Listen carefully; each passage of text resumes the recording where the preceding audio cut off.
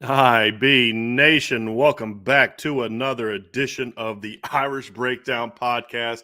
Y'all knew I was going to be rocking this shirt today. Y'all knew I was going to be rocking this shirt today. Notre Dame has gone out and landed a big gap closer in Dallas Golden, who committed to Notre Dame this afternoon, who went public with his commitment to Notre Dame this afternoon. Huge pickup for Notre Dame. We're going to talk all about it. We're going to talk about what this means for Notre Dame, what it says for Notre Dame. We're going to talk about the backstory. We're going to talk about class impact. We're going to watch some film. Y'all know I'm going to watch some film. You know we're going to watch film of Dallas Golden. Y'all knew that when you came here today. Let's be honest. And you're excited about it. But we're going to watch film of Dallas Golden today. Going to watch a little bit of his sophomore film. We're going to talk about we'll definitely dive into his junior film. And I'm going to explain to you guys why I've been so high on Dallas Golden for so long. I mean, this is a kid that they offered. He's been an offer.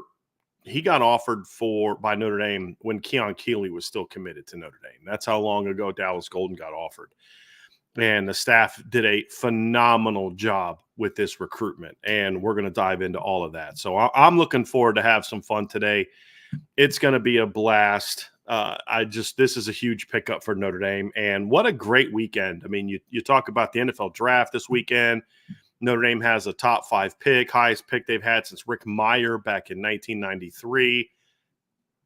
They have 7 total players picked this weekend. You know, you've got some guys went higher than expected, some a little lower than expected. We're going to break all that down tomorrow, but it was a fun weekend. It was draft weekend. I love draft weekend. And then I knew, so I've known about this for a few days now. I knew you guys were going to then get this on Sunday, and it was just going to make for an awesome weekend. So I'm pretty fired up. So I'm ready to dive into this Dallas Gold commitment, break it all down for you, and then we are going to have some fun talking about Dallas Golden. So, man, it is going to be a blast. So before we dive into the specifics of the Dallas Golden commitment and, you know, how it went down, the class impact, and dive into the film. And we'll also do a what's next. You know, where do they go from here? What are the plans from here? Those type of things. We'll dive into that as well. But this is a big commitment for Notre Dame in a lot of different ways. Obviously, it's big because you got a talented player. But this commitment shows a lot of other things for Notre Dame. It's you went into a state where you've been having trouble landing this type of player. You went against the big boys of the state. So it's not like they snuck Dallas Golden out of the state because, you know, the other programs hadn't been offered him yet. The other Southern schools hadn't offered him. They didn't like him. He was a guy that nobody knew about. We're talking about a kid. This is Dallas Golden's offer list. And I'm just going to give you the big names. I'm not going to give you the whole offer list. Alabama, Auburn, Clemson, Florida, Florida State, Georgia, LSU, Miami, Michigan, Ohio State, Oregon, Penn State, Tennessee, Texas, Texas A&M, and USC. This is a kid that Florida State, who is coming off of a 13-1 season, great season, wanted him bad. Clemson wanted him bad. And you're talking about Miami wanted him bad. Florida wanted him bad. So all 3 in-state schools, Florida State, Florida, Miami, wanted Dallas Golden in a big way.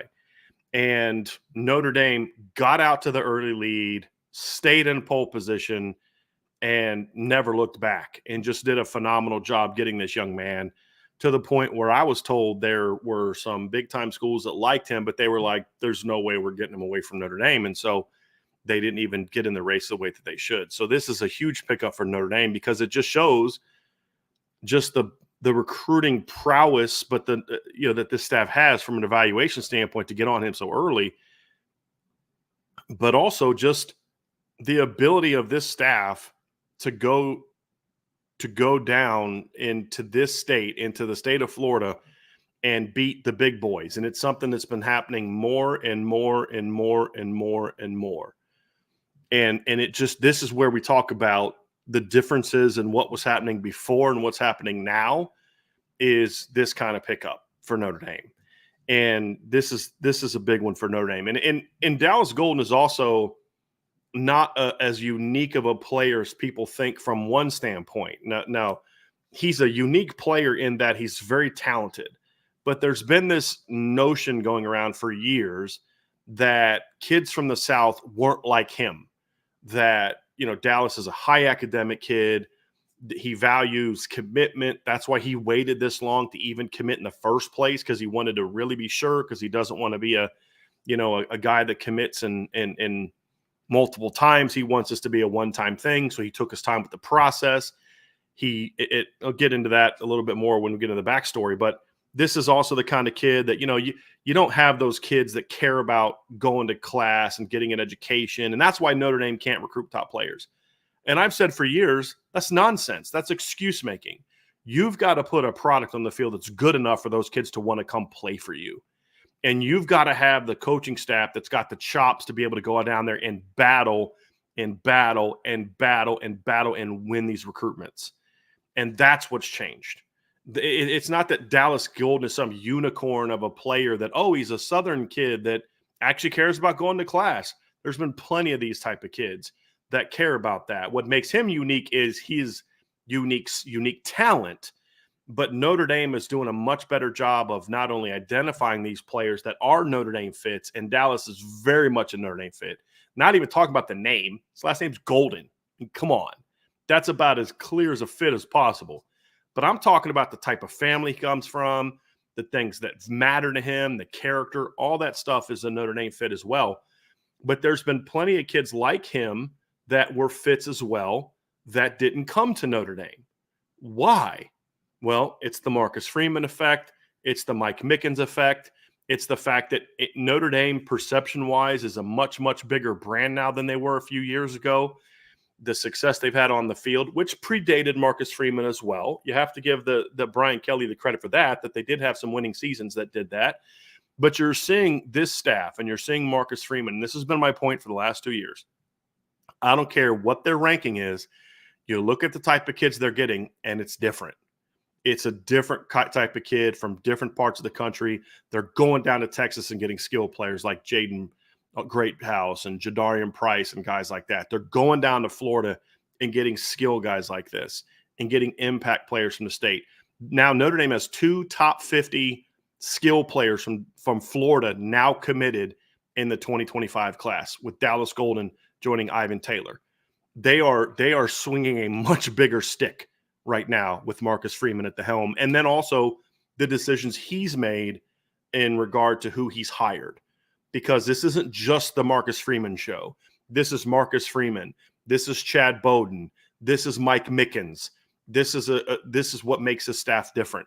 Yes, you have a charismatic young coach that kids like and want to play for at the top, but you also have a cornerbacks coach that's as real as it gets, that's as honest as you're going to have with these kids, that kids feel they talk to players in the team like, yeah, this guy cares about us. He's hard on us. He's demanding of us, but he loves us. He has us over all the time. We're around his wife and his daughter, all this kind of stuff. And then, of course, you've got the relentless nature of Chad Bowden. It's a great operation, and that's why you're seeing more kids like this happen and more kids like this come to Notre Dame. This also sends a message to that's Sean Davis and I have been talking about this for years. This is the kind of pickup that says to people like, this is what we were worried about with Notre Dame. And what this is going to do is this is going to ramp up the Notre Dame negative recruiting even more, because getting Ivan Taylor, getting Dallas Golden, getting these type of players from the state is not something that they're going to be happy about. And you're already seeing it with Javon Boggs. They're trying to get him. That's another top-ranked kid from the state of Florida that Notre Dame is trying to get. So I love the fact that after kind of ignoring the state of Florida for a few years, understandably so, as they kind of figured out where they were, this staff, led by Marcus Freeman and Chad Bowden, is saying, hey, we can't ignore that state. We got to not only go down to that state, but we got to go down to that state and get dudes. We've got to be willing to go down there and compete for the best of the best from that state. And Notre Dame is doing that. And the Dallas Golden commitment is just another example of their willingness to do that. And he's also, so as I said before, the 4th overall player from Florida, joining Ivan Taylor, as I mentioned, joining Justin Thurman, a running back from Florida, and the 2nd kid from Tampa, because Justin and him are both in Dallas, are both from Tampa. And then, of course, they kicked this class off with Davion Dixon, who's also from the state of Florida. He's from Miami. So another big pickup, because big picture, this matters more than just you got a really talented kid. It does. It matters a lot more than that. It matters because of who they beat, where he's from, the fact that it's not an offensive lineman or a tight end or a linebacker, but one of the best skill players in the entire country. The fact that the big dogs in the state all wanted him. This is a needle mover for Notre Dame. This is absolutely a needle mover for Notre Dame. So not only does Dallas Golden close the gap as a player, this is also a situation where Dallas Golden landing Dallas Golden is a statement victory for Notre Dame. Look, we went down to Mississippi and got one of the best quarterbacks in the country. This is the statement that Notre Dame is sending. And, we just went down into Florida and got a dynamic, speedy running back. We just went down into Florida and got two of the best defensive backs in the state, in my view, like two of the 5 best DBs in the state. We went down there and got, a nose tackle from Miami. That's the statement that Notre Dame is sending to people that, hey, we're going to come into your backyard. We're going to take Jaden Greathouse out of your backyard. We're going to take Dallas Golden out of your backyard. We're going to take Ivan Taylor out of your backyard. And this is just kind of this is the new Notre Dame. This is what they're doing. And, that's the statement that I'm talking about that Notre Dame is making. And it's a big, big, big statement. Big statement. And I don't think you can discount this is the final piece of the impact of this. You can't discount what Notre Dame has done at quarterback in recent years on a move like this. You say, well, this guy plays defense. How does that matter? Because quarterbacks are always considered the ringleaders. Quarterbacks are like, hey, if I can't – DBs also know, I'm not going to go there. They don't have a quarterback. We're not going to win. They don't have a quarterback. And the fact that Notre Dame got C.J. Carr in last year's class, the buzz that's surrounding C.J. Carr right now with the Notre Dame program, and then landing Deuce Knight, who's an elite talent. And now you look at what Deuce is now doing. He just had a phenomenal weekend at the 7-on-7 tournament that he was at. I don't know if you guys saw that. It's on YouTube. He was brilliant in that event. Those things matter as well. And so now you get those guys to kind of kick the door down. And then what follows? It's the Ivan Taylors. It's the Dallas Goldens. It's the players like that. And that's why it's so important to get the CJ Carrs, to get the Deuce Knights, because not only do they play a role, and to answer the question in there, did Deuce have a role? Absolutely, Deuce had a role in this in helping to recruit him. But you could get any quarterback that can help recruit him. It matters more when it comes from Deuce, because Deuce is considered a dude in that class. And so this is big, big, big time pickup for Notre Dame. And it says a lot more for Notre Dame than just, oh, they got a talented player. That's enough, but it's even more than that. And it sends a much, much bigger statement for Notre Dame to get a guy like this.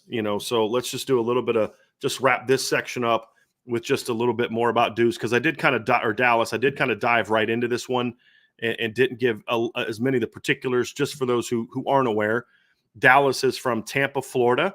He went to Berkeley Prep, same high school as Keon Keeley. I've heard a lot of people try to compare him and Keon's recruitments. They're very different scenarios. Keon committed to Notre Dame super early, before he blew up, before the Bama offers and the offers from all these other schools came. So his circumstances a little bit.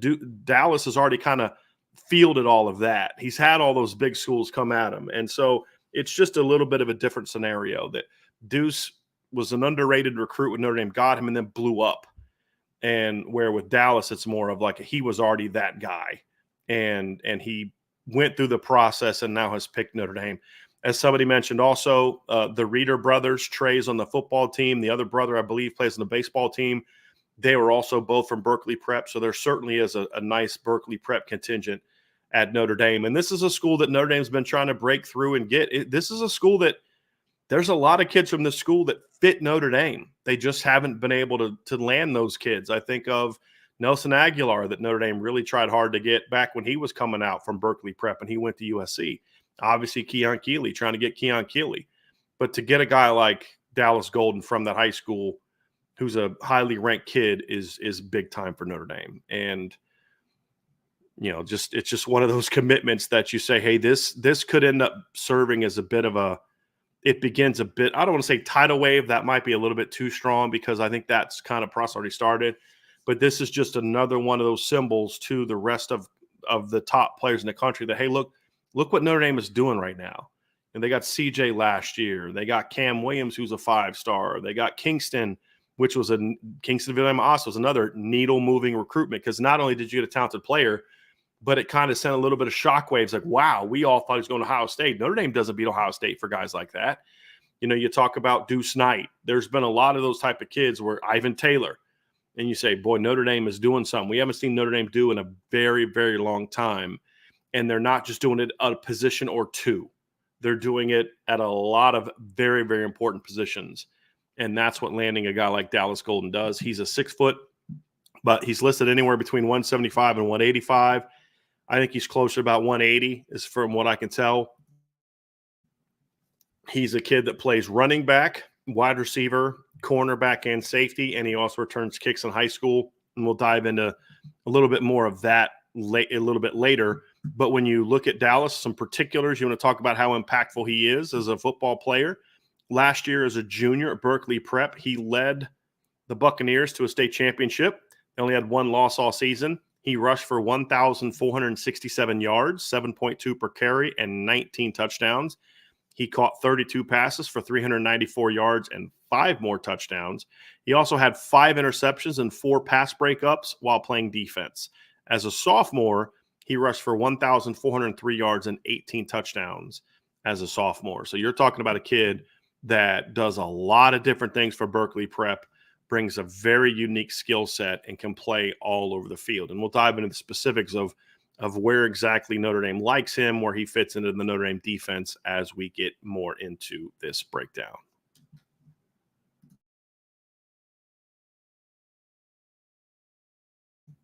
So let's talk a little bit about the backstory about how this kind of came to be for Notre Dame. This is a recruitment that, as I mentioned to you all before, started a long time ago. And I'm gonna look up the specific moment, but this happened almost 2 years ago is when Notre Dame offered him. I'm going to give you guys a specific date here in a second, because it does kind of make the point a little bit. But this is a kid that got offered by Notre Dame.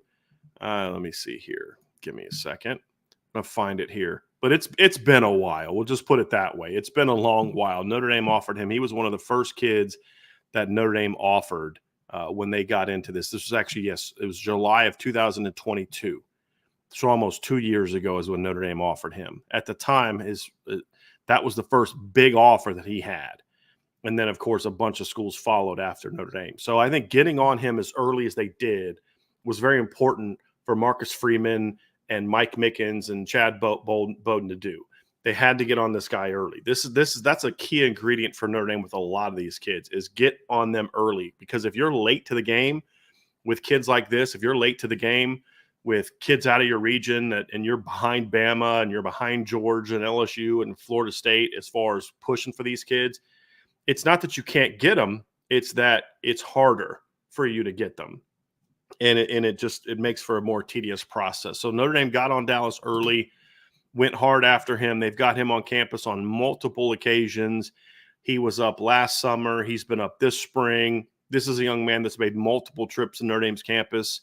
And really has just, I think at least 3, if not 4 visits in the last year and a half, including a game visit this past spring. So, getting Dallas on campus multiple times helped as well.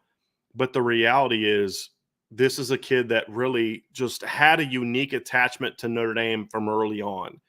And I think a big part of it is Marcus Freeman and Chad Bowden and Mike Mickens and the excitement that kind of surrounded Notre Dame at the time, because when he got offered by Notre Dame, it was right before Marcus Freeman's first season.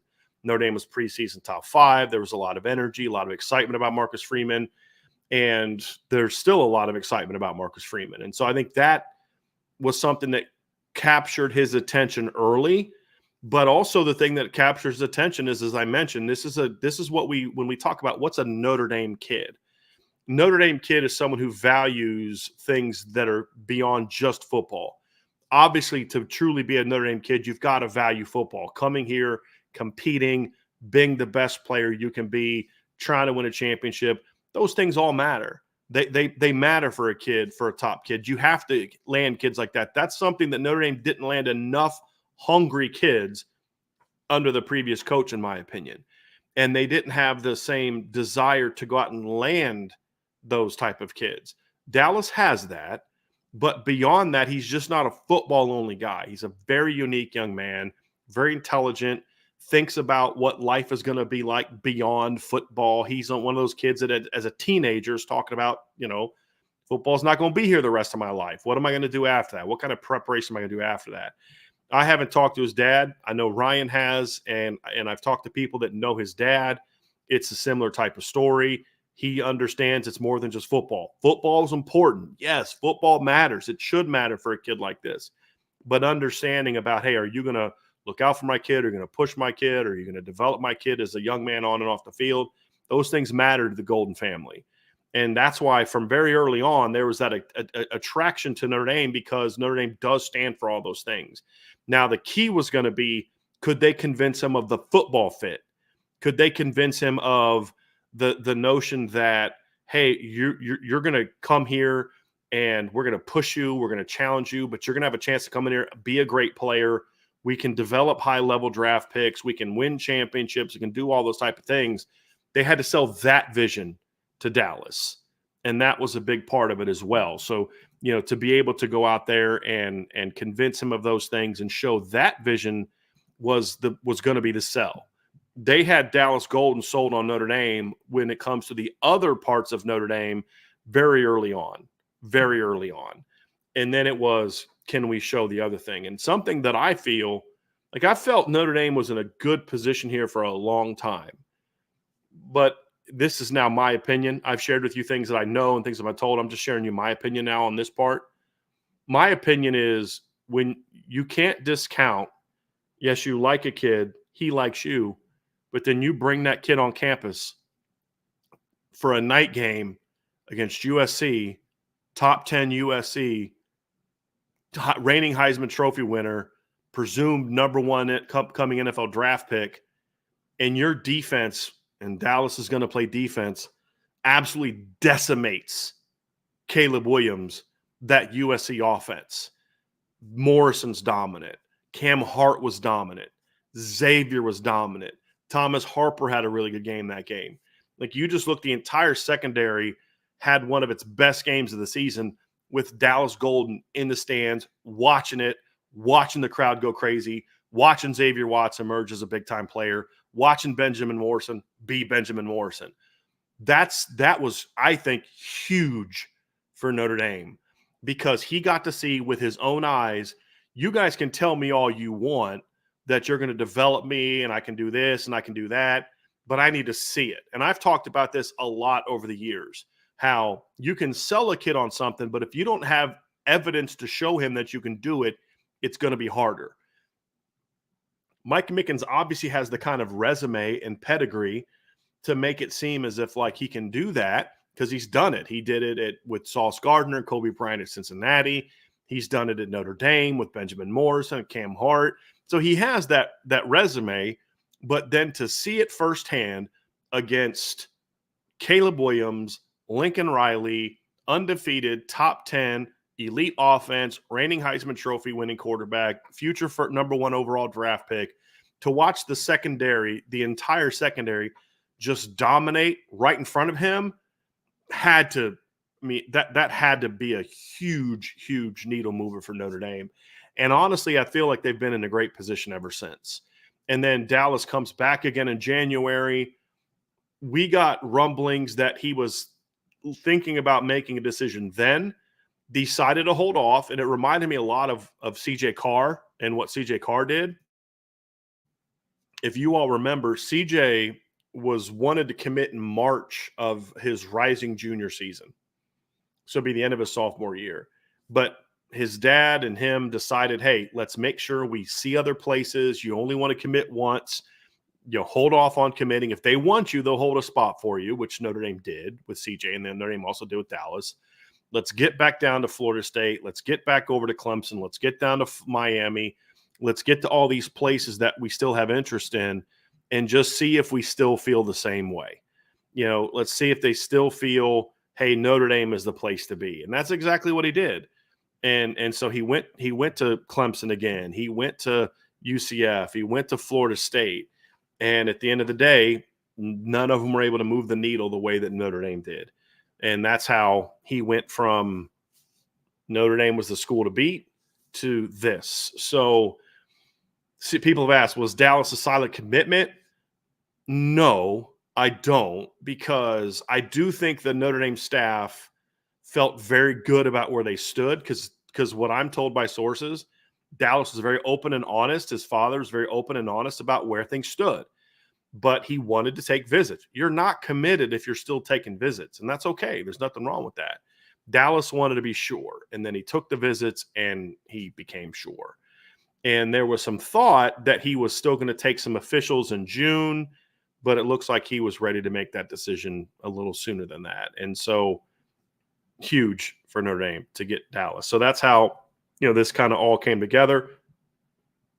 That's how they're able to kind of to get Dallas to a position where they had led for a long, long time, and now they're able to seal the deal. And look, anything is possible nowadays. Anything is possible nowadays. But everything we've been told this entire process is Dallas and his family have been adamant. We're going to take our time and not commit till he is 100% certain, because he doesn't want to play that game. He doesn't want to play that I'm committed, but that's just letting everybody else know, what the bid is. And I'm going to still do this. I'm still do that. That's what he said. Now, anything can happen, but they've been pretty adamant that when he makes a decision, this will be it. We'll see. We'll see if that's true. But I think this is a big time commitment. And I'm getting a lot of people asking me for comps, and I'll give you one here in a little bit, because there's a couple different comps that I have for him. But I'm gonna get to that here in a little bit later. But I want to just keep kind of going down where we are, and the comps will come when we get into some of the film evaluation and the class impact. But next, we're going to do class impact, and this is a big one for Notre Dame. There's several ways to look at the class impact of a player. One is, how does he impact your rankings? This is a kid that actually won't impact Notre Dame's rankings quite as much as he should, because he's not ranked as high as he should be. He's a top 150 kid. I think 247 Sports has him as a top 100. He's in their top 100 on the 247 composite ranking. So, he's a highly ranked recruit. He vaults Notre Dame. Notre Dame is already number one on Rivals. It widens that lead on Rivals. Notre Dame had fallen behind, I believe, Ohio State on 247 Sports. Landing Dallas puts them back ahead of Ohio State on the 247 Sports rankings. And so obviously there's some impact there from that regard when you talk about the impact for him. So yes, this helps their recruiting rankings. For me, this is a huge needle mover, because for me, he's a top 50 recruit. In my board, my evaluation, and I've been adamant about this for a long time, he's a top 50 recruit. Graded him as a sophomore, regraded him as a junior, and he got closer to being a 5-star for me. And I'll explain all those reasons why here in a little bit. But to me, this is a top 50 national recruit. That's closer to being top 25 than he is top 75, in my view. And there's a lot of different reasons for that, which we'll dive into when we watch the film. So that's an impact there. I talked about how it sends a statement to other players, because kids in Florida know this is a dude. This is that guy, right? And so that's going to move the needle in that regard. There's also talking about your current depth chart or your current cornerback class. Notre Dame came into the cycle. 3 was the need. That's the number. We have to get 3. That's how Notre Dame looked at cornerback recruiting in this class. They have to get 3. There's a chance they'll go to 4 if it's the right 4. But 3 is the number. 3 is the need. Well, you already landed Cree Thomas. Now you land Dallas Golden. So now you're one step closer to getting to that 3rd. And again, that's the number. Here's the other piece to it. When you have the kind of recruiting classes that Notre Dame has had at corner, when you have Benjamin Morrison and Jaden Mickey in one class, you land Christian Gray and Micah Bell the next class. Obviously, Micah Bell is now gone. You land the next year, you land Carson Hobbs and Leonard Moore.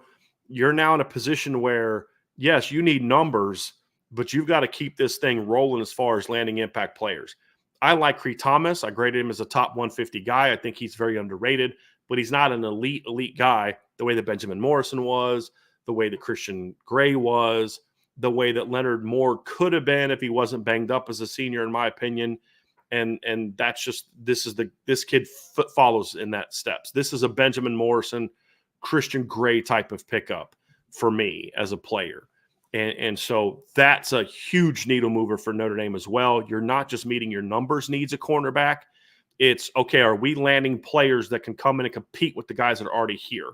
That's huge. And so it's numbers are great. You have to have numbers, especially in today's era where you've got to win 16 games and all that kind of stuff. To go compete for a championship. But I'm a big believer that Notre Dame is at the point now where, I mean, we're sitting here, it's April 28th. I had somebody on the message board to say, guys, what happens if nobody jumps in the portal? Notre Dame is over the 85 scholarship limit. They're trying to get down into under 85 so they can bring in some transfers. Like, what are they going to do? So Notre Dame's got plenty of depth.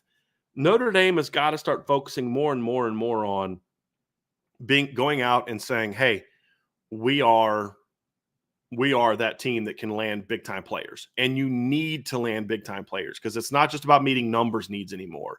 It's about landing impact talent.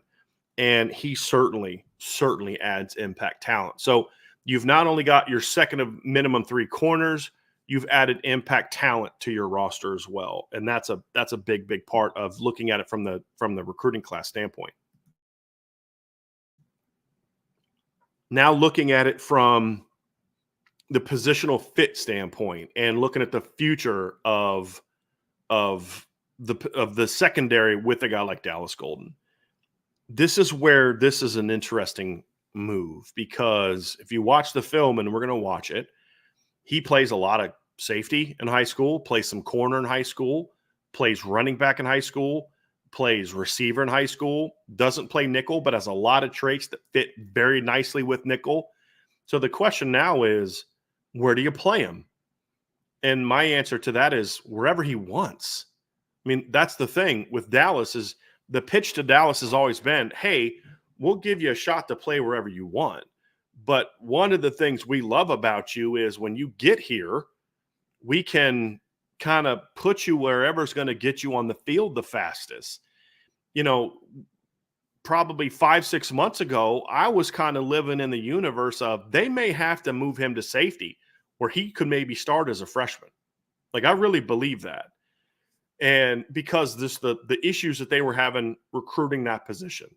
Well, once you get Ivan Taylor and Ethan Long, and Notre Dame is in a really good position with Jadon Blair. They got to close, but they're in a really good position there to have a chance to close.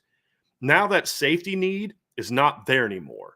But Dallas could go play safety if you needed him to. But you don't need him to, at least as of right now. But he could go do it. He could start at either safety spot. So now the focus can be more on corner. And the way that Notre Dame has recruited running back and wide receiver, there's not going to be the same pull from the Notre Dame offensive staff is, hey, can we get this cat on on offense? I mean, guys, he did rush for 3,200 yards and 37 touchdowns the last 2 years. I'm going to repeat that again. Dallas Golden, who plays in one of the top areas in high school football in Florida, plays very strong competition. A couple years ago, played against Arch Manning's high school, and they smacked Arch Manning's high school, by the way. And he had a pretty big impact on that, by the way. You're talking about a kid that has played against big time schools, big time programs, and he's going to go out there. He plays against Tampa Plant. This is a kid that's played against big time high schools. And he's also a kid that's played well in big games. Is a sophomore. He had 233 yards and 237 yards in back-to-back games. As a high school playoff games. That's what he had rushing in at that point in time. You come out this season as a junior in the state championship game, a game they won. He rushes for 183 yards, averages 8 yards a carry. He catches 2 passes for 38 yards as a touchdown run and a touchdown catch in the state championship game that they went out and won. So you're talking about a kid that, yes, we're talking about him on defense. And, oh, by the way, he also had 2 tackles and a pass breakup in the state championship game as well. But this is also a kid that's, again, the last 2 years has rushed for over 3,200 yards and 37 touchdowns, right? That's big time. That's big time. And so because of how you've recruited at other places, this is a situation where you can now zero in on corner. My understanding is that the conversation with Dallas is you can play wherever you want at corner, wherever the need is greatest. You can play outside. They really like him on the inside at slot as well. But, the way that Notre Dame sees it is he could be a boundary corner. He could be the next Benjamin Morse or Christian Gray. He's got the tackling ability, the range, the physicality to play the field corner position. And he's got the athleticism, the vision, the football IQ, the toughness, the cover ability to play nickel and play in the slot as well. And so what Notre Dame's pitch has been, we're gonna start you where you want to start you, but when we move you, it's moving you with the thought of this is going to get you on the field faster. And Dallas has been all about that. So you're talking about a kid that is an impact player this is going to sound crazy and it's going to sound hyperbolic. And you're going to think that I'm just saying this because I'm excited he committed, but I'm being dead serious when I say this. There are 7 positions, in my opinion, on the Notre Dame football team that Dallas Golden could come in and not only start at, but be a pretty good player at. Field corner, boundary corner, slot corner, field safety, boundary safety, running back, slot receiver. Does anyone disagree that he could come in and play for Notre Dame at any of those positions and be an impactful player? I believe he can be. Kids like that are so incredibly rare. And when you add a kid like that to your roster, what that does for Notre Dame now is, hey, we can put this kid wherever. So when you talk about filling out the third cornerback position, which we'll get to in a little bit, you don't have to say, well, Dallas is a boundary, so we have to find something else. Dallas is a nickel, so we have to find outside guys. Dallas is a field guy, so we need to find a boundary. You can say, we're going to get the best corners we can get, and even if they're more kind of cued into one spot, that's fine because Dallas can play anywhere. And that's big for Notre Dame, and it helps Notre Dame out a ton. So when you talk about class impact, he hits all the right notes. He impact talent, check. Part of the region that you need to make an impact, check. Elite playmaker, which you always want to add to your class, check. Winner, check, right? State champion, played great. Think about this. In the last game of his season, the last 2 years, the last game that he played in the season, his sophomore year, it was a loss. Junior year is a win. Dallas Golden in his last 2 years as a sophomore in the last game of the year carried the ball 44 times for 237 yards and 3 touchdowns in the last game of the year. Also had a tackle for excuse me. Let me pull up his defensive numbers here real quick. Also went out there. He actually didn't play defense in that game. Then this year as a junior in his last game of the year, a game that they won, carries the ball 23 times, 183 yards, and a touchdown, catches 2 passes for 38 yards and a touchdown, and then defensively had a pass breakup and 2 tackles. So this is a kid that when the games are the biggest and the lights are the brightest, he's been at his best. And when you have that kind of kid, you're going to love kids like that. You're going to love kids like that. And kids like that, those are the kind of kids that Notre Dame's always needed more of on their football team. And when you can get a kid like that and you can bring him in and have success, you've got a chance to win. And then, of course, the last one is versatility. He's a kid that adds a lot of versatility to their depth chart. So yet another reason why landing a player like Dallas Golden was huge, absolutely huge for Notre Dame. So we're going to move next we're going to watch some film, and then we're going to do a what's next section. But before we do that, folks, do me a favor. If you have not done so already, hit that like button, hit the subscribe button, hit the notification bell, share this podcast.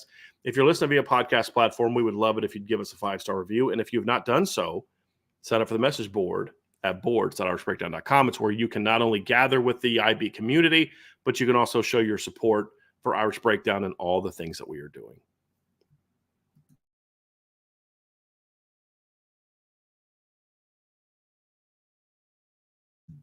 All right.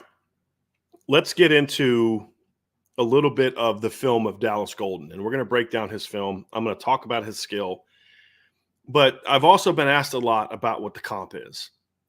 And I've thought about this a lot, and I don't really have a great comp for him because I have not seen a lot of players that can do all the things that he can do and play that many positions that also have his body type. As a safety, as a safety kind of receiver prospect, he reminds me a ton of Xavier Watts coming out of high school. That's probably the closest comp that I have for him is Xavier Watts, because two-way dynamic player. Xavier was a phenomenal wide receiver coming out of high school. I think Xavier and Dallas have similar body types coming out of high school. I think they have similar versatility coming out of high school. The difference, however, is Dallas is more fluid and twitchy to where Dallas can play corner, and I don't know that Xavier can. Dallas has better top end speed, in my opinion, and I don't know if Xavier quite had that. Xavier's also a little bit stronger than Dallas was. Both high football IQ guys. So just as the all around type of player, that's kind of where I see Antoine Johnson, who's our resident Michigan fan, talked about Julius Pepper. Or, I mean, excuse me, not Julius Peppers, but it's Jabron. What the heck was his first name? The kid from Michigan. It was Jabron Peppers. Give me a second. I'm going to look that up. I can't believe that I'm forgetting his name. Antoine, help me out here. What was Pepper's first name?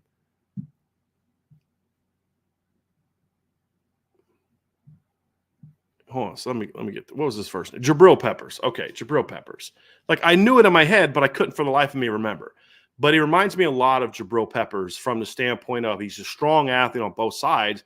The difference is where I think that Dallas is a better prospect than Jabril is Jabril was sort of a strong, explosive, vertical athlete, and Golden is so I like the similarities from the versatility standpoint. Jabril played all over the field for coming out of Jersey. So he was a different he was like that, but they were different athletes. Jabril was basically a hybrid linebacker nickel at Michigan. Was a guy that he would blitz off the edge. Jabril had that vertical speed. Dallas is more of a perimeter guy, more fluid, more smooth, a little bit more just a different type of athleticism. He's not quite as powerful as Jabril was. So I don't think that makes a comp. Christopher, you just stole it from me, man. You just stole it from me. Christopher Crosby nailed it. This is the comp that makes the most sense for me. And when you look back in high school and you look at this kid, the comp that makes the most sense for me is Cooper DeJean, excuse me. And in that this is an elite athlete that can play on both sides of the ball and can literally line up at all 5 safety positions.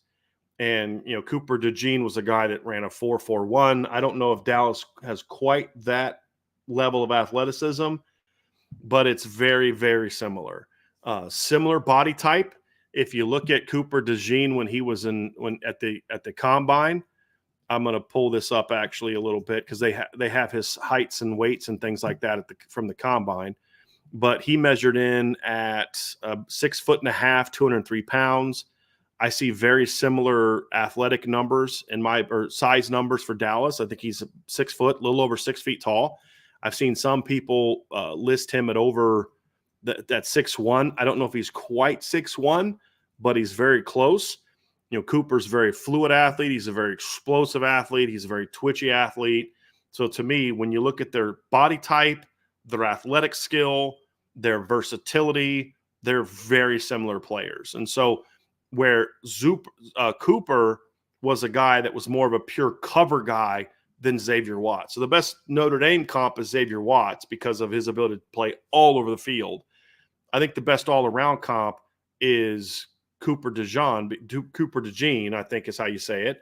because of just the size, the versatility, the athleticism, but the cover ability. Now, here's one thing. I think Cooper can be more of a man cover guy. He didn't do it a lot in college, but he did in high school.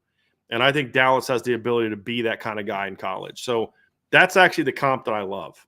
Similar body type, similar athletic profile, similar versatility, dominant player. The difference is Dallas comes from Florida and Cooper DeJean came from, somewhere nobody had heard of, and he was a much lower ranked recruit. But very, very similar type of players. And so to me, that's the best comp I can come up with. And I'm curious what you guys think about that as we dive into the film here, because we're gonna break down Dallas's film and go over this. So we're gonna start off with a sophomore film. We're gonna look at a sophomore film. I think you guys are gonna enjoy that. We're gonna talk about it, kicking it off here. You're gonna watch this number 88 kid. It's gonna make some of you sad, but that's Keon Keeley. But you're just gonna see this is when Dallas kind of broke out for me. And what you're going to see is, as a sophomore, he didn't necessarily have as good a speed as he had as a junior.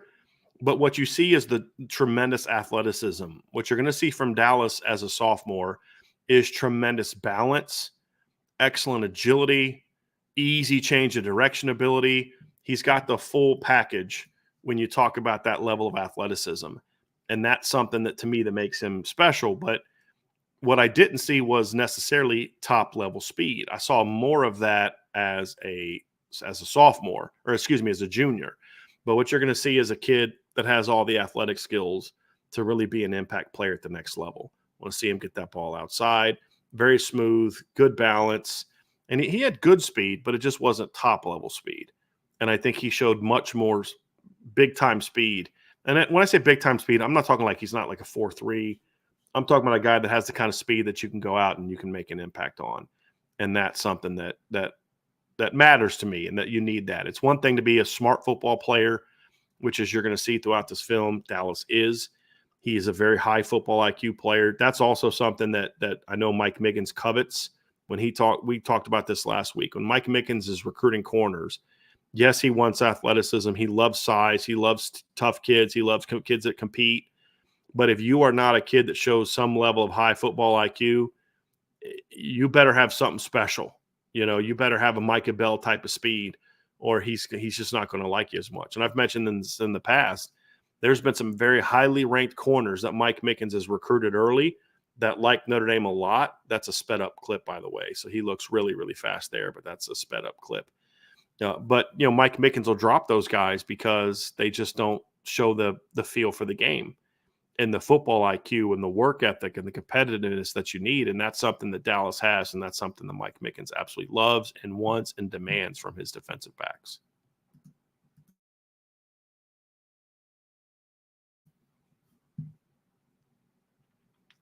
So we'll watch a little bit more here. As you guys can see, we've seen him line up a quarterback and take a direct snap. We're seeing him line up a wide receiver. We saw him line up a running back. You've seen him line up a corner. You've seen him line up at safety. This is as a sophomore. And that's, like I said, that's something that really stands out to me. He did a lot of press man as a sophomore. It's something I liked. His footwork is something that's going to have to get worked on from that standpoint. But when his footwork is solid, you see a guy that can really smoothly transition, flip his hips with ease, and cover a lot of ground as a quarterback. And you see he tracks the ball very well. You see that a lot on offense. And really where you see his elite athleticism the most is when he's playing running back. That's where you can really see him take off and show that kind of elite athleticism, and that just the contact balance, the ability to change direction with ease, the explosiveness out of cuts. You especially see that when he's playing running back. And again, this right here is sophomore film. We're not going to watch his whole sophomore tape, but I just wanted to give you guys a little bit of a taste, because this isn't a kid that just kind of came out of nowhere. This is a kid that was a really good football player as a sophomore and only built on that as a junior. And I think what it'll do is it'll help you guys understand the growth that he did make, showing that film back to back to back. And that's what we're going to do, is show it back to back to back. So you guys got a taste of his sophomore film. Good athlete, smart kid, does a lot of different things, fluid, smooth, good balance. Now let's watch him as a junior where I believe the things that we saw as a junior was he got stronger, he got faster, and he got even more impactful on the football. And just the strength and speed jump alone has him right on the verge of being a 5-star for me, and something that makes him very, very special as a player. Watch this. This is a route. This is a kid that plays mostly running back, right? And watch him run this route this way. There are receivers that Notre Dame has recruited and have commitments from or signed in recent years that do not run routes like this. This kind of feel, the explosiveness, how quickly he gets out of his breaks. It's very impressive. Very, very. And that's against American heritage, by the way. Again, they don't play against stiffs, right? Berkeley Prep's not a big school, but they don't play against stiff. That's him catching a touchdown pass. Watch him outplay this guy for the ball. Really has excellent, excellent concentration. This is a running back, guys. Offensively, he's basically a running back. Here he is taking a direct snap at quarterback. You guys are seeing exactly what I'm talking about. He's a little bit skinny, but he's strong. You see him get through that hole, gets tripped up a little bit, immediately regains his balance, and takes off and takes it to the house. So you're seeing a kid that we were about, 5 clips in, and this is the 4th position we've seen him at. That's corner, does a nice job. I like this too here because if you watch, he gets hands-on. You can say, okay, a little bit grabby there. But what he does is watch that backhand. He doesn't yank as he reaches around to the front. He doesn't yank with that backhand, and that receiver has no kind of body movement that you're going to see that can get you that flag called. Very smart, heady play. But what you also see is he's a pretty long kid. Dallas has got really good length, and he can get that hand in front and break up that pass. It's a really, really instinctive play, but also shows his physical gifts as well. Let's watch him after this interception.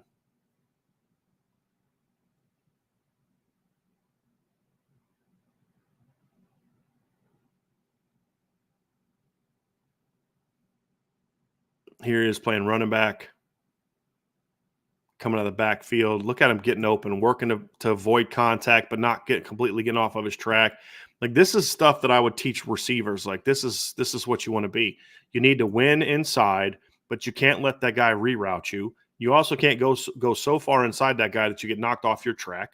Dallas doesn't do that. As soon as he gets back on his track, he gets vertical, gets behind the defense, breaks it out, snaps his head around, and he's in position to catch the football for a touchdown.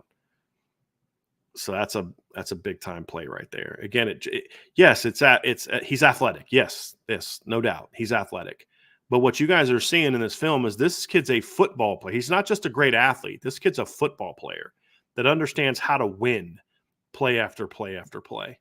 This is that quickness that I'm talking about. You'll see that explosiveness with that one cut. Just see how smooth that is. Just really, it's easy movement. That kid thinks he's about to make a big stop, and he just makes a miss, and then Dallas takes off, and he's going to go. So again, yeah, it's nice to be athletic. It's nice to have all those skills, and he certainly has those skills. But what you're seeing is a young man that also has a very high football IQ. Look at that. Stays on his track, sets up the block, and then quickly bursts outside and accelerates. And you can see that the explosiveness out of his cut and the ability to accelerate, get to the perimeter, sets that guy up. Look at that in space. He's just such a great feel for the game. All right, that guy's got an angle on me. I've got to do something to neutralize the angle that he has for me. And Nick Saban really put it in I wish I could remember the term he used when I was watching the draft this weekend. But he was talking about, like, you can teach a guy all these different things, but he's got to have the understanding of when to do it. And Dallas is one of those kids that fits that mold to a T. Just an impact player. Look at that vision. Everything's going right. He sees the defense overflow, waits on it, cuts it back out, takes it out the back door. Look at that length. This kid has no chance of getting hands on him because of that length. Look at that length on that stiff arm. And then, of course, he's got the speed to get to the edge, and it's a big play. Big play. This is an excellent football player. But again, love the fit. Yeah, the film's great. He's athletic.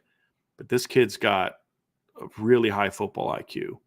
But once you get past that, you can enjoy the athleticism for a while too. Because, like, let's be honest, Notre Dame signed some kids that are very high football IQ football players in recent years, but they're not great athletes. What makes Dallas different is he is both. He's both of those things. Look at the patience at the line to win. Kid runs better, has a better get off than some of the receivers Notre Dame had under the past 2 receiver coaches. Gets free, stays level, makes the catch. Oh, I think he makes the catch. I wonder if he dropped that, and that's why they took it off the highlight tape.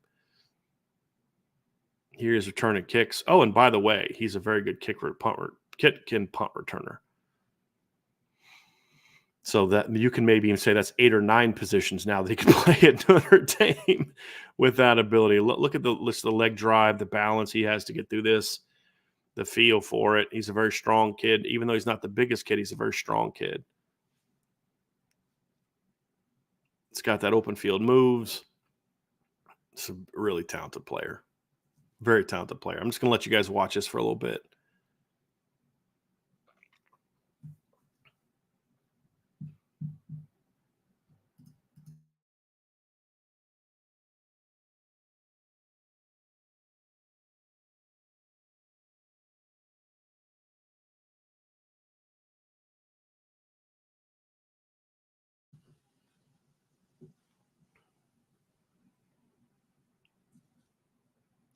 This is going to sound crazy and maybe a little bit unfair, but I was super high on Nelson Aguilar coming out of high school. I actually like Nelson Aguilar even better as a defensive back than I did as a receiver, if that tells you something. And I really wanted Notre Dame to get Nelson Aguilar. And I'm giving you my honest opinion. I truly believe this. I think Dallas Golden is better as a junior than Nelson Aguilar was as a junior. That's how good I think this kid is.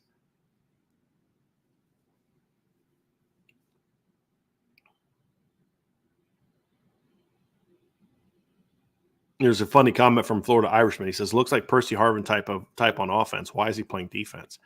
I mean, that's the conundrum you have, right? But it's because you need guys that are this type of athlete on defense. That's just kind of what you need. Notre Dame needs guys like this at corner. They need guys like this in the slot. They need guys like this at safety. And that's why you've got that. That's he's not a thumper, but this shows he's a willing hitter, and this is an example of it. That's probably the footwork and press, and then tackling technique are the 2 areas where I think Dallas needs the most technical work. That's a heck of a catch. I've seen there's another angle of this. I believe this is the catch. There's another angle of this, like from a TV copy of a kid that of this where you see he actually made that catch. It was really impressive. Good body control there. Makes the catch.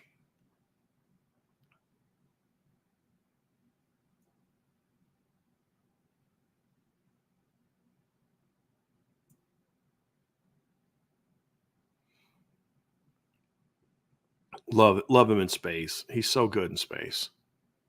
This is, by the way, this is against Tampa Plant, by the way, which is a really, really quality program in Florida.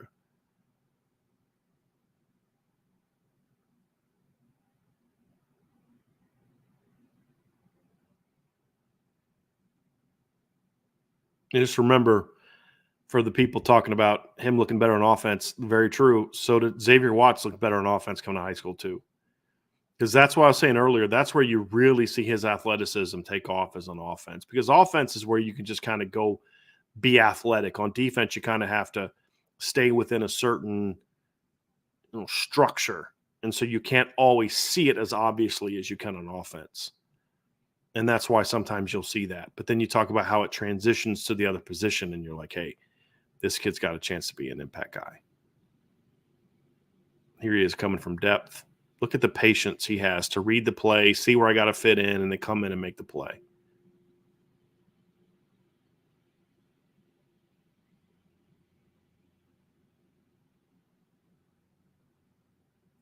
Look at him read this. This I talk about. Look at the IQ. He is reading this quarterback from way back there.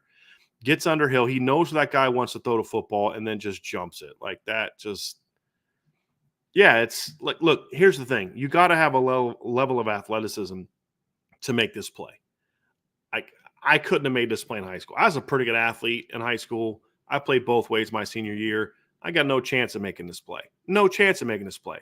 No matter how well I read it or not, So, yes, you have to have level athleticism, but I could have been a 4-3, but if I don't know how to read a quarterback and read offense, then I'm not making this play either. And that's the thing is it's that combination of football IQ and athleticism that makes Dallas such an impactful player because it's not just one or the other. He does it all. I think this is the state championship game, by the way.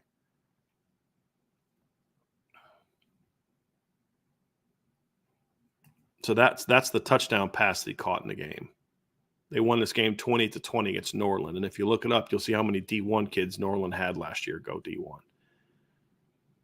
Sign with D1 schools.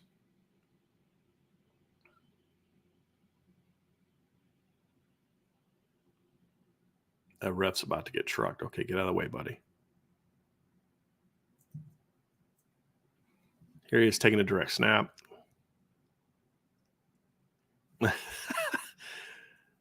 He leaves that big boy just gasping for he doesn't know what happened. And I think no.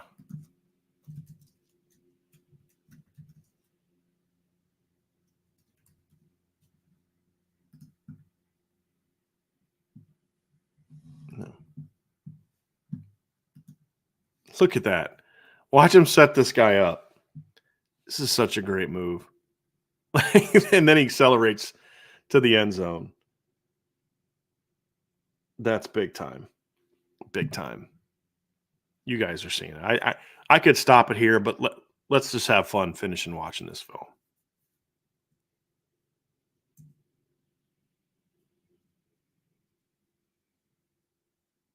You guys see what I'm talking about, though, right? This is just, Notre Dame just doesn't get kids like this a lot. I mean, you guys remember how much I talked about Xavier Watts coming out of high school and how I love Xavier Watts. And I thought it was insane that Xavier Watts was a 3-star recruit. And this is a kid that could play anywhere all over the field. And Dallas Golden is exactly that kind of guy, but I think probably a little bit faster than Xavier was coming out of high school. I mean, that's the kind of guy you need. That's the kind of player you need. If you're going to have an elite team, you need athletes like this. Some of you can obsess over stars or whatever else you want to obsess over.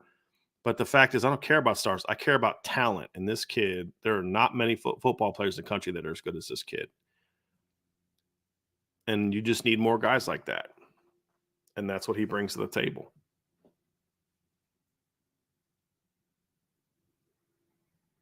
Breaks it off, comes free, gets open. No, he doesn't. Comes back and lays a block for his quarterback. And there you go.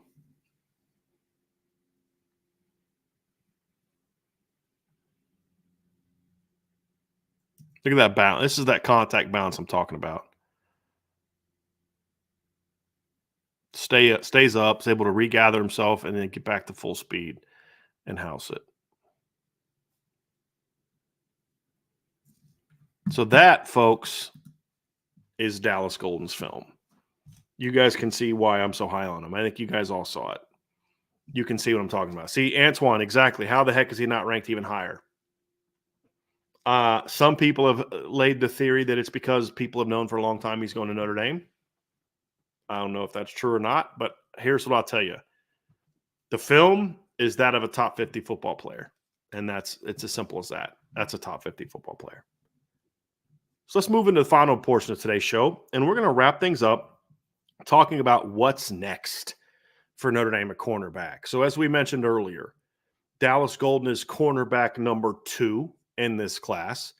Yes, he could play running back. Yes, he could play receiver. Yes, he could play safety. But Notre Dame is recruiting him to play cornerback. And that's where he's going to be. So he gives them 2 corners in this class. He joins Cree Thomas, who is from the Phoenix area, Berkeley Prep High School, same high school as Benjamin Morrison. And that's actually an interesting one. I should have talked about this before, but there are times when I kind of get a little bit obsessed about a DB, a player that I like, that I really push hard that he should be ranked higher. And I think my track record of that is pretty good. Everyone will have some misses, but I tried to tell everyone that would listen that Xavier Watts was a top 100 football player. I tried to tell everyone that would listen. Nobody wanted to listen to me, and now he's a unanimous All-American. I said the same thing about Benjamin Morrison when he committed to Notre Dame as a 3-star recruit. I said, I don't care what the rankings say. This is an elite football player. And he's turned out to be that way. And Dallas Golden is my latest, where just from the minute I watched him, I was like, that guy's special. There's something different about this kid that you just don't see with some other kids. And Dallas is that kind of player. So he is cornerback number 2 in this class. And Notre Dame, as I mentioned, wants at least 3 in this class. Now, I've talked to some folks that would know such things, and I do think there's a chance that they go to 4.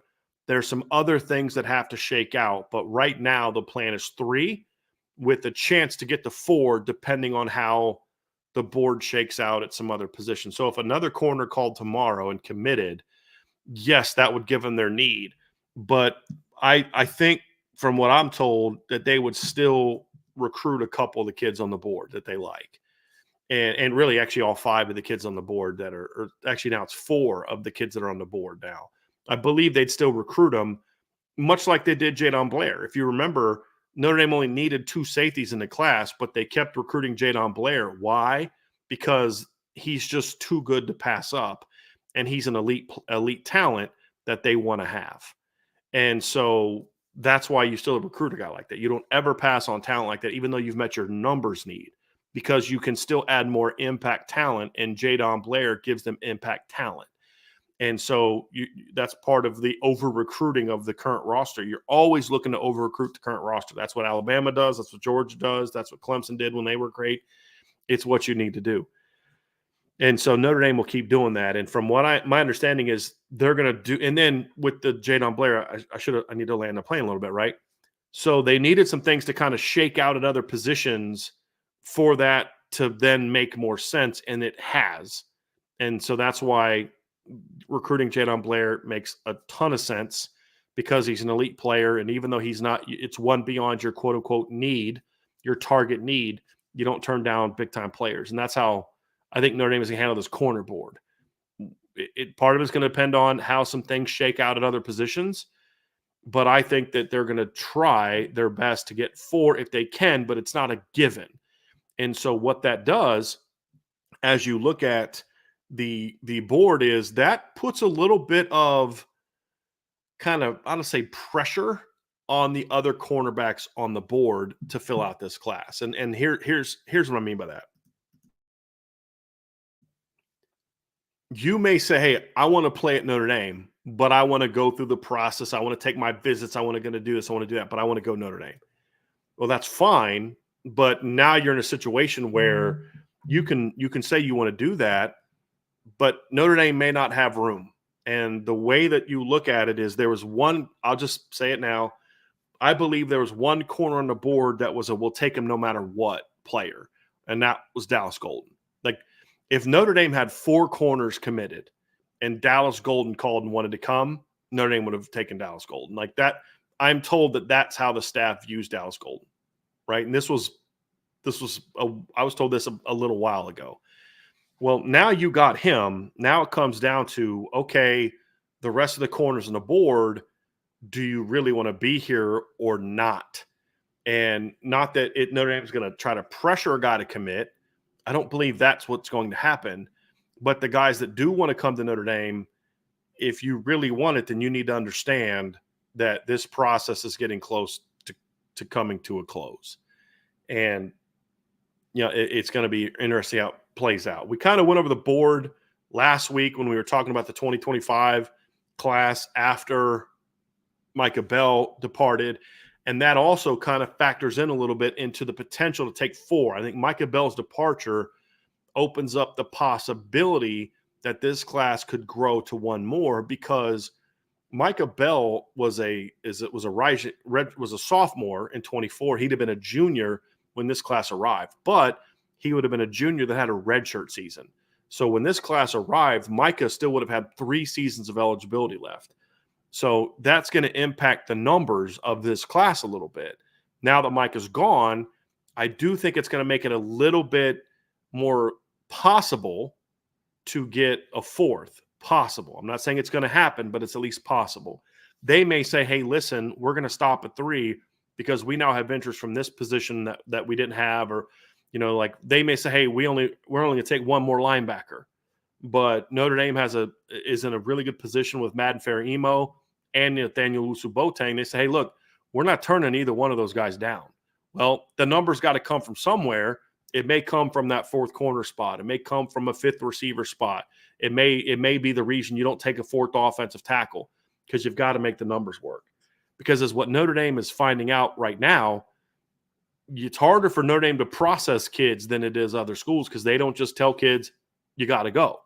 If a kid wants to stay, he stays. And there's a lot of kids that are bought into the program, but there's a lot of kids that want to stay and get their degree. So it can get a little bit challenging. So you just can't recruit 30 kids every year and we'll figure it out. You have to over recruit numbers wise, but you have to have some common sense to it. And so there are some things that could shake out in this class that could say, hey, you're only going to get to 3. But if things work out the right way, they're hoping to get to 4. So let's talk about the board, and let's talk about who's on the board right now. Number 1, obviously, we have to talk about Mark Zachary. This is another player that Notre Dame has been high on for a long time. He's a guy that Mike Mickens has paid a lot of attention to, a guy that Mike Mickens has pushed hard for a long time. Mark got his offer over a year ago. He's been on campus, several times since then. He's a guy that Notre Dame likes a lot. He is viewed as more of a pure outside corner. Of the players on the board, Mark Zachary is considered the most natural, pure corner, meaning like with Tristan Haynes, Jameer Joseph, Chuck McDonald, who I'll get into. Those are guys who could maybe play some safety, maybe play some nickel. Some of them could play offense, which we'll get into, like a Dallas Golden. But Mark plays offense, but when you evaluate Mark, he's an outside corner. Like that's kind of how they view him. Could he play slot? Yeah, he could, but his strength is boom, outside corner. Whether that's boundary field, that's to be determined, but they view him as an outside corner. He's a guy, like I said, Mike Mickens is very high on. He's a starting point guard on their really good Ben Davis basketball team in Indianapolis. He plays both ways. Ben Davis is a really good program. Mike Mickens likes winners. Mark Zachary's a winner. He wins in football. He wins in basketball. He's a competitive kid. You can watch him play and see these competitive kid. So there's a lot to like about Mark Zachary. The only questions that I have on Mark Zachary as a player right now are I haven't seen him up close and personal, so I don't quite know how tall and long he is, and how thick he is. Everyone that I've talked to that has seen him says he checks the boxes. He's got enough length and height and all that stuff. He's very long, but my thing is like the height and more of the girth. So I would want to see that a little bit, but Notre Dame has seen him in person, and there's no issues there. There's no questions there. So he's passed all those checks. I'm just telling you what mine is. And then I wonder a little bit about what's the pure long speed relative to elite speed. I know he's got good speed, but does he have elite speed? Those are the only 2 things that I've even remotely questioned. It's just more the girth and height, and then the long speed. But the other thing about Mark is when I watch him play, it's like I think the speed issue is more of just his body type, because you watch him play and he's got long strides. He's a very long strider kid. He's got a very unique frame in that I'm watching him play and I'm like, he just doesn't look like a burner. But then you watch him cover ground and you're like, but he's moving. I don't know if I'm explaining this very well, but it's just sometimes you watch a guy and he doesn't necessarily seem fast to you and jump out at you as fast. But then you watch him cover ground and you're like, but he looks fast. I don't know if that makes sense to you. So that would just be something I would like to, just see kind of up close and personal to see that. But everything else checks the boxes for me.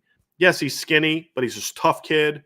He is very athletic, really good feet, loose hips, strong for his size, competitive for his size. He can leap. He's got a lot. As a sophomore, I liked Mark's feel for the game, but he looked like a young kid that was still trying to learn it. As a junior, you could see his feel for the game, his football IQ really start to shine, and he looked a lot more comfortable jumping routes, baiting quarterbacks, understanding how to get to certain spots in the field as an offensive player to win, great timing on the ball. You could start to see that football IQ take off more and more and more. And that was something that that really impressed me about Mark's junior film. So as a sophomore, I had Mark Zachary as like a top 150 to top 175 player. As a senior, his grade jumped into the top 100 range for me. And so he's a guy that became much more of a, okay, I really like that guy type of player. And I know the Notre Dame staff is very high on him. He's a guy that they would, if he called tomorrow, they would take him in a heartbeat. I know he's a guy that from the people that I know is someone that the Notre Dame coaching staff thinks very, very highly of, and is someone they would love to add to this class. So there's a lot of talent there. Now, where do things stand with Mark? That's a great question, because he hasn't really been anywhere. He was supposed to visit Michigan recently, and he ended up not going.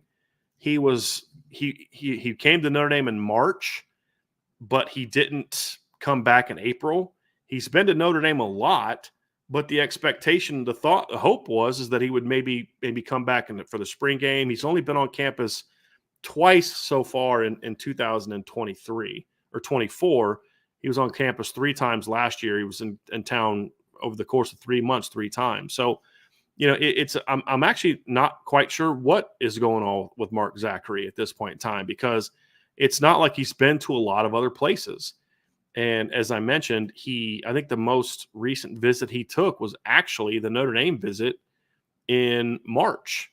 So I don't know where things stand with Mark Zachary. I know that he likes Notre Dame a lot, and I know that Notre Dame likes him. If he's close to committing, don't know. I'm curious how landing Dallas Golden may impact Mark's time frame. I'm curious to see how that happens. But I'll just be honest with you, we have had a hard time getting a hold of Mark Zachary. He's never responded to any of our texts or calls or whatever the case may be. So we don't really know him that well. So we're only always relying on what other people are telling us about his recruitment. And so that's why I just don't really know where things stand. I'd love to sit here and tell you guys, oh, we have great contacts with him and we know this person, that person.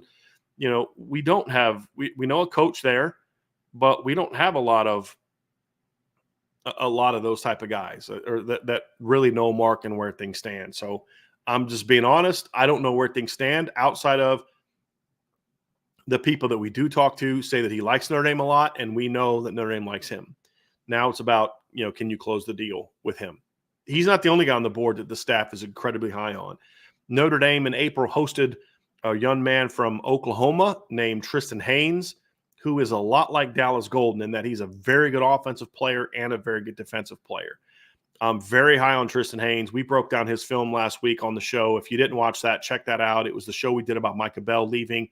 We kind of looked at the 25 class and the future of the cornerback position, watched some film of Tristan Haynes, and really liked him a lot. He's long, he's athletic, he's fast. I know he's fast.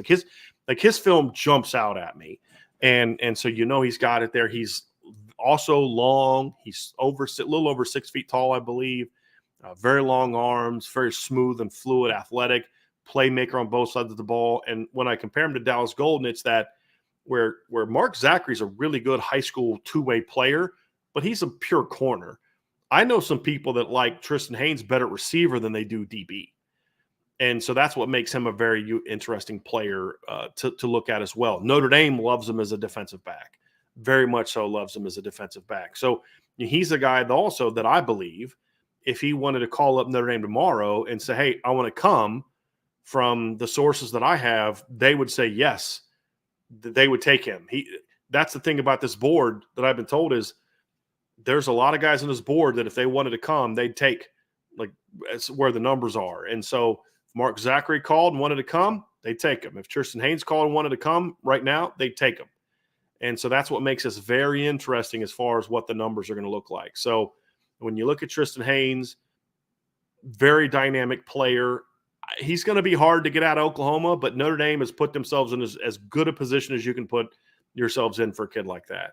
And with the results of the most recent draft, with what they're doing in the secondary with Cam Hart's production and Xavier Watts being an All-American, Benjamin Morrison and his emergence, they're finally putting a product on the field that makes recruits say, hey, I can go to Notre Dame as a DB and do something. And Tristan Haynes has absolutely taken note of that. Yeah, he's also a kid that's very intrigued by what Notre Dame offers off the field, which has also helped them get into this conversation as well.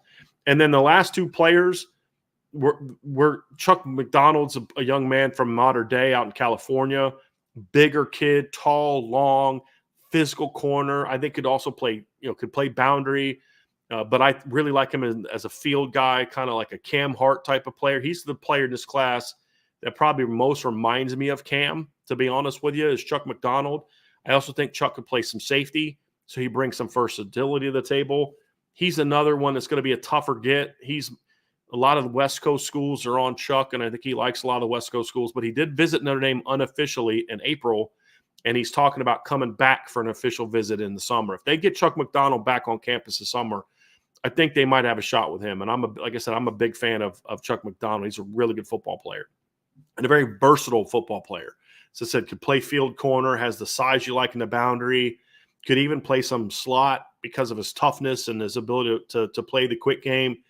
Could also play safety. Like him a lot. And then the last player is Jameer Joseph. Jameer has already set a visit to Notre Dame for June. So they will get him on campus. He's another guy that is a bigger, longer, physical player. I really like him as a potential field corner, maybe even a safety, although I'd love to see him get a shot at corner. I think he runs well. He's athletic.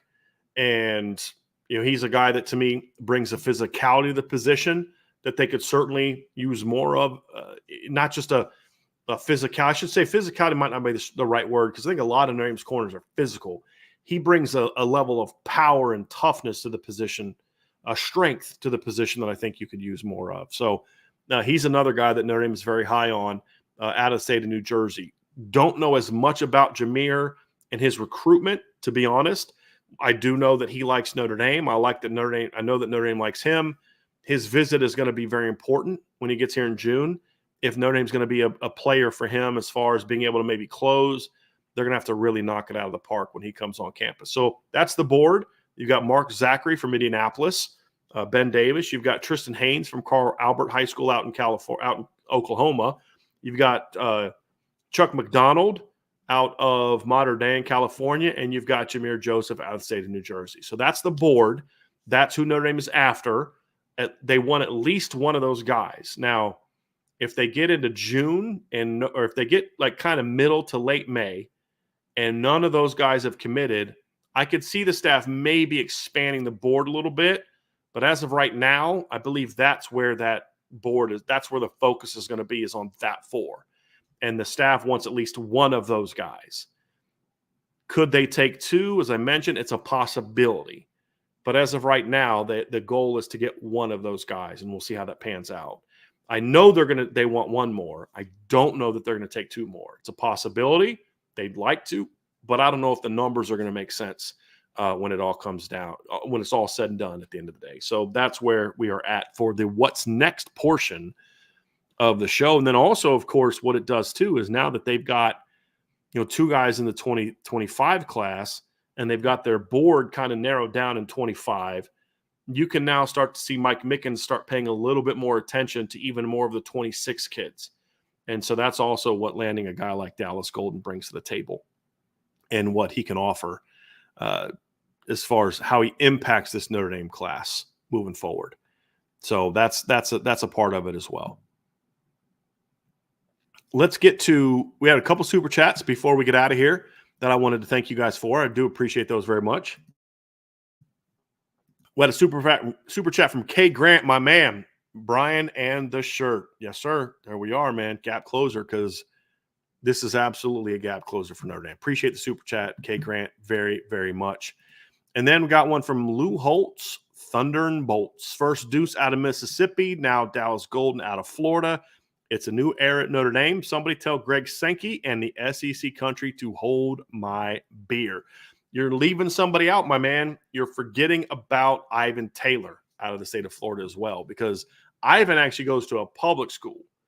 You can understand Notre Dame getting a private school kid like Berkeley Prep, but Ivan's a public school kid. And so to be able to get a kid like that, not that the public school kids don't care as much about the academic piece, but it's just been harder for Notre Dame to get and keep those public school kids. And so getting a guy like Ivan Taylor in the class is huge for Notre Dame. He's another top 50 recruit. I have to think landing Dallas Golden helps with that one, just because it's like, dude, you're going to come here and you're going to be surrounded by other really good football players. And you're not going to have to be, carry the defense the way that some you might have to at some other places. So yeah, getting Deuce was huge out of Mississippi, getting Dallas and Ivan Taylor and Justin Thurman and Davion Dixon out of the state of Florida is also huge, huge for Notre Dame. So certainly a big one for those guys. So that's going to do it for today's show, everybody. I appreciate y'all very much for joining me. I had fun breaking down the film, talking about Dallas Golden. I think you guys can kind of see my excitement about him. He's in that Xavier Watts, Benjamin Morrison, Jaden Alsbury type of player that's just like, dude, there's just something about that kid that's special. And he's that guy for me in the 2025 class. There's no doubt about it. And just they needed a guy like him if they're really going to go out and have that type of gap closing class that they need. Like my man Mace K says, everybody, join the message board, hit that like button, hit the subscribe button, hit the notification bell, share this podcast, leave a 5-star review. And yes, visit the IB store for the best merch. Guys, we have these gap closer shirts in the merch store, which you can find link to in the description box below. You can also find a link to the store on any article that we publish at irishbreakdown.com. You can check it out there. You can get tons of merch. We have IB hats. We have all types of cool stuff in the IB store, so definitely check that out as well. And as he says, as always, go Irish. Have a great rest of your weekend, folks, and we'll see you guys again tomorrow, 1 o'clock. We're going to review the draft. We're going to talk about next year's draft. We're going to have some fun. We're hoping to have a special guest on with us that day as well, so enjoy that one as well. But in the meantime, enjoy that Notre Dame got themselves a gap closer, everybody. Dallas Golden is now a member of the Notre Dame Fighting Irish 2025 class. Have an awesome weekend.